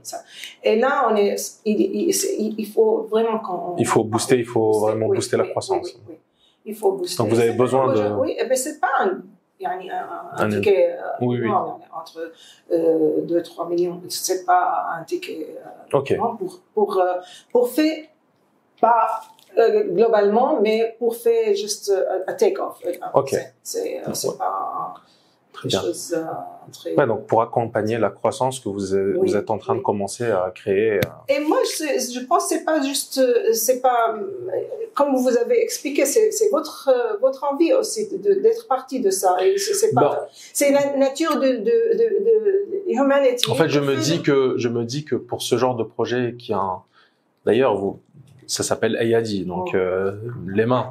Donc si chaque main donne un petit ticket, on peut très bien atteindre l'objectif d'un grand ticket. C'est possible aussi. Mais vous ne fermez pas la porte à celui qui veut mettre un petit ticket. Bien sûr que non. Mais ce que je dis que for the marketing now to take it global, parce que là, on a besoin de vraiment de investir. On n'a pas investi dans le marketing depuis le début. Tout ce qu'on a réussi jusqu'à on vient de parler de nous, on vient de créer, de travailler vraiment sur. On a utilisé quelques agences, mais elles étaient des fraudes. Et il y a quelques mois qu'on a commencé vraiment un peu travailler sur les réseaux sociaux, et on n'a pas investi. Et en besoin, vous voyez, même vous avez le meilleur produit dans le monde. Bien sûr. Il faut communiquer, c'est la base. Et c'est ça. Et là, on a besoin de vraiment communiquer. Et on a un plan comment le faire, mais avec des efforts. Et je pense l'autre partie que chaque personne, c'est l'envie de each person would want to do their good deeds of the day. It doesn't matter where you come from, wherever your background is, whatever. All of us have this, that I want to do my good deeds of the day. And c'est simplement d'avoir une expérience pour savoir, il y a des gourmets, ok, je mange bien, et en même temps, je fais mon good deeds of the day. Ça, c'est pour tout le monde, globalement. Mais les investisseurs aussi, qui veut aussi être partie de cette global bien sûr. Impact. Et puis l'investisseur qui va investir chez vous aujourd'hui, il va avoir un impact bien sûr social, mais il va aussi, vous faites aussi la promesse que le business va être rentable et qu'il va gagner de l'argent et qu'il va faire un retour sur investissement. Bien sûr. Si on fait pas c'est ça, pas un don, quoi. C'est pas juste. Non, mais si on réussit pas, c'est quoi? Un don, et après quoi? Si on fait pas l'argent. Et moi, je passe, je viens d'avoir 58 ans. Et je calcule les minutes. La vie est très courte. Et vraiment, je veux faire, je veux vraiment, assess how the, très bien. Bien sûr, je veux pas, au début, je ne veux pas faire quelque chose qui est dépendant sur les dons. Il faut qu'il soit self-sustainable. Il faut que ça soit rentable pour gagner de l'argent. Et oui, pour qu'il reste pour des générations. C'est pas juste pour vous aujourd'hui et puis c'est fini. Non, pas du tout. C'est pas la peine. Moi, pourquoi je suis là? Non, je pars à la maison. Je reste à la maison. Non, c'est pas la peine. Vous avez envie que ce projet reste là même après finalement le 500 ans, 1000 ans quand il y a l'univers, quand il y a l'humanité. Je veux que ce projet, il est encore là, toujours. Les gens disent, Ayadi Gourmet, on est là. Bon, parfait. Je pense que du coup, là, on a fait vraiment pas mal de parties. Là, on va rentrer dans une troisième partie que nous faisons dans notre concept, dans notre émission One-to-One Business, où nous parlons finalement un petit peu des leçons apprises, des perspectives d'avenir, du futur, d'avoir un peu entamé cette envie-là. Et finalement, à la fin, je vais vous laisser le mot de la fin pour conclure cette émission et pour conclure un peu ce qu'on a envie ce que vous avez envie de partager finalement un peu plus avec nos auditeurs et ceux qui nous écoutent. Donc, pour l'avenir, est-ce que pour votre futur, comment vous voyez votre projet justement? Bon, vous m'avez dit, vous avez envie qu'il soit là tout le temps. Je vois Ayadi Gourmet dans les prochaines 10 ans, dans toutes les cantines du monde, et peut-être un peu plus tard, qu'il soit le leading company in the food chain business in the world. Yeah, an empire, oui. Et sur votre idée de l'entrepreneuriat que vous vous êtes fait au départ, est-ce que votre mindset a changé complètement? Est-ce que vous avez appris, vous avez grandi? Oui, j'ai su que il y aura plus de moi. Ok. De tout. Il y aura le projet. Et si pour moi je suis là pour ce projet qui réussit, la réussite de ce projet. Et je pense que c'est ce qu'il faut faire pour être un entrepreneur. Moi, je sais, mon voyage comme entrepreneur, c'est pas comme les plupart du monde. Normalement, être entrepreneur, ça devient d'avoir le besoin. Et normalement, vous commencez dans un... Oui, vous détectez une problématique, un besoin. Et normalement, on commence avec une période d'âge très vieux, très jeune. Jeune. Ça dépend. Normalement, oui. Je parle de majorité. Mais là, dans notre cas, c'est pas le cas du tout. C'est l'inverse. On a commencé très tard. Avec une façon de sortir, d'investir tout ce qu'on a fait dans notre vie, mais pour faire une autre vie. Non, nous, on vit une autre vie qu'on n'a jamais vécue, on n'a jamais pratiquée. Et c'est pas facile. Et c'est ça ce qui est besoin pour to concentrate tout et perseverance. Pas lâcher. Toujours, you re-analyse et reflect. Et c'est quoi l'objectif, pourquoi je suis là, pourquoi, et réussir. Et je veux bien dire les nouvelles générations, je ne sais pas si on a le temps, mais il y a une petite histoire que je veux Allez-y, je vous en prie. Raconter. Il y avait un jeune homme, le fils d'une de mes filles, mes amis. J'avais première présentation pour le projet, et ça il y a longtemps, et j'avais appris comment présenter, mais c'était pas ma matière, c'était la première fois. Et il avait à l'époque 24 ans, et il m'a aidé de préparer la présentation, le overview. Et à l'époque, j'avais pas parlé de ce projet de vendre les gens. Et il m'a aidé et tout ça. Ok, on a fait la présentation et tout. 3 ans plus tard, il a passé ici, mais je n'étais pas available. Il a passé, il a parté. Après, il m'a appelé 2 jours après. Il m'a dit, Antirina. J'ai dit oui, Mohamed. Il m'a dit, j'ai passé à Ayadi Gourmet. Je dis, ouais, pourquoi? Il est saoudien. Pourquoi tu n'es pas rentré? Il m'a dit, tu n'étais pas là enfin. Il m'a dit, mais il est là. Je dis, oui.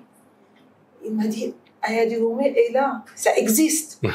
Parce que, et après, il m'a raconté qu'à l'époque, quand on est en train de préparer les présentations, et moi je suis très enthousiaste, je parle de projet. Pour lui, il a pensé, c'est quoi, c'est un rêve. C'est juste un rêve. C'est un rêve, et c'est quoi, Paris et tout ça, et c'est rien dans le restaurant, c'est rien de faire comme ça. Et elle vient d'un endroit qui est, j'ai pas, impact. Oui. C'est pas de votre milieu. Vraiment de travail, tout ça.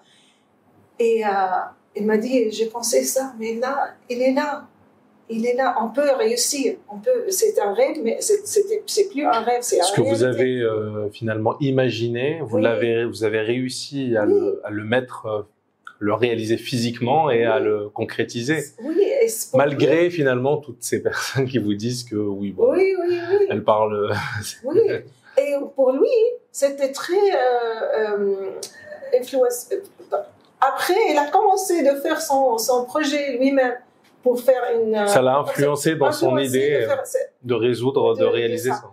Et c'est ça ce que je veux montrer les jeunes, les générations futures. Les générations et tout le monde.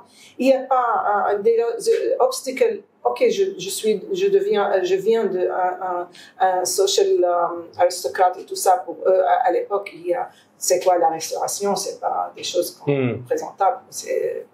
Et l'âge, tout, financial background, tout, ça vous donne l'envie de pas prendre les étapes comme ça, les challenges comme ça. Ça vous bloque, normalement. Mais il faut pas le laisser. Il faut pas laisser votre il faut ces idées venir vous impacter négativement. Oui, dans votre... il faut pas. Vous pouvez poursuivre ses rêves. Oui, n'importe. Même je suis Rina Al-Balazi, Al-Ajami. Notre famille peut-être au début n'accepte pas cette matière. Il faut pas le laisser. Si vous savez votre objectif de faire de bien, il faut suivre. Il faut concentrer sur ça. Il faut concentrer. Alors c'est un très beau moment de fin, mais je ne sais pas si vous souhaitez adresser ou donner un dernier message pour conclure l'émission. Est-ce que vous avez quelque chose d'autre que vous souhaitez vraiment Venez être partie de Ayadi Gourmet, participer. J'ai beaucoup si je veux parler, j'ai beaucoup des histoires, des signes qui me aidaient quand j'avais des moments un peu bas. J'ai toujours eu des gens qui sont passés, qui m'ont donné qui vous donnent de la force. Oui, vraiment. Des gens qui j'ai jamais rencontrés. Est-ce que je peux parler de cette histoire aussi? Bien sûr. Ok. Une fois, j'étais à l'extérieur, j'étais en train d'écrire quelque chose, des choses que je dois faire, et j'avais mon amie qu'elle a passée, qu'elle a venue, et elle m'a dit, elle a parlé de le projet. Pour elle, je suis fou. Parce que moi, je laisse cette vie et je suis là, je travaille. Parce que pendant la période de Covid, oui. On a fait, on a mis tout notre employé en chômage partiel. Et moi et mon mari, on est venu ici, on n'a pas fermé, même pas un jour. Oui, vous avez continué à travailler. Oui, que les jours, bien sûr, notre fermeture, mais on n'a pas laissé, on a travaillé, moi et lui, on a tout nettoyé, on a tout cuisiné, on a tout fait, toutes les choses qu'on n'a jamais avait l'habitude de faire. Mais on a bataillé, vraiment, bataillé, vraiment. Oui, vous avez vraiment mis les mains dans la pâte. Oui, vraiment. Et tous les soirs, on rentre chez nous, il y a personne dans les rues, on est les seuls. C'était une période très, très, très difficile, mais très, nous a donné la force aussi, pour la confiance. Et alors, cette femme, elle a dit, pourquoi tu es même habillée avec les habits de chef? C'est moi qui cuisine, c'est moi la chef. Oui. Oui, c'est ça, c'est très important. Alors, et c'est pourquoi? Et même le produit, pourquoi vous pensez c'est quoi? Elle m'a fait doter tout, doubt, le projet, le produit. Après, quand elle a parté, moi j'avais mal au cœur. Vraiment, j'ai douté le produit. Oui. Oui, ça vous avait vraiment beaucoup de doutes. Oui. Et quand elle a parté, je me suis, elle a rentré, je me suis se levée pour lui montrer quelque chose de faire. À ce moment, en rentrant, j'ai vu il y avait un jeune homme qui était s'installé sur ma chaise, utilisait mon papier, écrit quelque chose.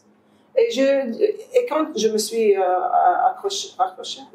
accrochée, il m'a dit, il a se levé. Et j'ai dit, non, restez, continuez, qu'est-ce que tu es en train de faire? Il m'a dit, non, je finis.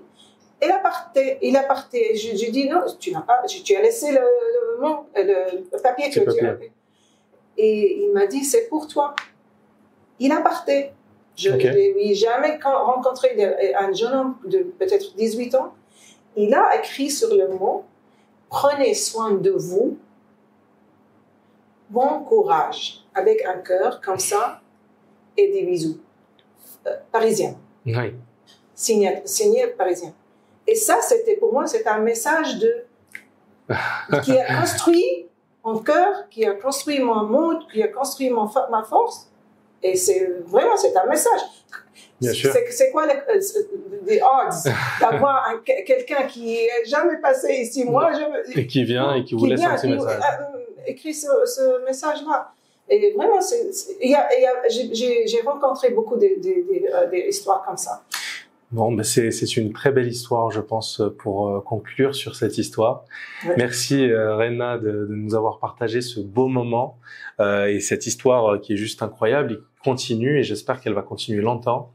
J'ai été en tout cas ravi, moi, de vous faire partager cette histoire d'entrepreneur de Rena qui est assez incroyable parce que donc elle se poursuit et puis l'histoire va je l'espère poursuivre. Je vous invite toutes et tous à venir donner de la force pour Rena, à lui donner du courage de continuer et surtout potentiellement, si vous êtes intéressé par cette idée, par ce projet-là, de venir aussi proposer de financer aussi ce projet. Donc, si vous d'investir et de venir bien sûr aussi gagner de l'argent parce qu'on est aussi un peu là pour pouvoir atteindre cet objectif final pour vous. Quand on dit invest, ça veut dire pour gagner de l'argent. Et c'est vraiment merci beaucoup. Et vous voyez, je veux de te dire que ok, tu veux faire cette interview avec moi, mais le projet n'est pas encore réussi. Tu vois, je suis un exemple d'entrepreneuriat différent. Mais bien sûr, mais c'est en fait beaucoup d'entrepreneurs, et ça nous on le dit chez Binov, et justement aujourd'hui on a créé un certain nombre de services pour inviter les entrepreneurs à parler de leur projet, n'osent pas parler de leur projet. N'osent pas parler d'eux, n'osent pas parler de ce qu'ils veulent faire, ce qu'ils veulent réellement faire, et donc ils travaillent juste dans leur coin. Et parfois, on a besoin de parler et de mettre en avant ce qu'on fait, parce que c'est que comme ça que les autres le voient et que les autres justement nous disent soit c'est bien, soit c'est pas bien, comment améliorer, comment atteindre finalement d'autres choses et se remettre en question aussi, revoir sa stratégie. Donc nous accompagnons donc les entrepreneurs dans ce sens. Et votre histoire m'a beaucoup touché personnellement. Moi, vous savez, quand il y a une action un peu sociale, un peu vraiment où on a envie d'aider, de faire du bien autour, et surtout sans distinction de religion aucune et sans distinction juste sur cette partie de l'humain, quelle que soit son origine, quelle que soit sa nationalité, quel que soit son pays. Et ça, pour moi, c'est le plus important parce que faire du bien de manière désintéressée, et ça, c'est très bien. Et ça, je suis complètement en phase avec cette idée. Merci beaucoup. Et comme on a dit, c'est là que peut-être on utilise 3 millions, mais si on investit 25 millions, ça fait encore vraiment, mieux. Oui, ça fait vraiment des choses. Ça dépend si vous voulez aller comme ça ou si vous voulez vraiment Bien sûr. Ça dépend. Oui, en tout cas, je vous souhaite en tout cas d'attirer l'attention de tous ceux qui ont un intérêt et qui ont envie ou la possibilité en tout cas d'investir dans ce projet-là. J'espère que ce soit dans ma communauté ou dans la vôtre, sur les différents réseaux sociaux que nous avons, vont capter ce projet et vont venir investir chez vous. Merci beaucoup, Renna. Excusez mon français parce que je sais que je pense que ça a été super parce que on a compris tout ce que vous vouliez dire et c'était bien. Donc merci pour tout et je vous dis à très vite en tout cas sur B9 TV et voilà, donc à très vite pour une nouvelle histoire d'entrepreneur. Bien sûr que je viens d'une famille, comme je vous dis, une grande famille avec a lot of support of my family, believe in me, my husband surtout.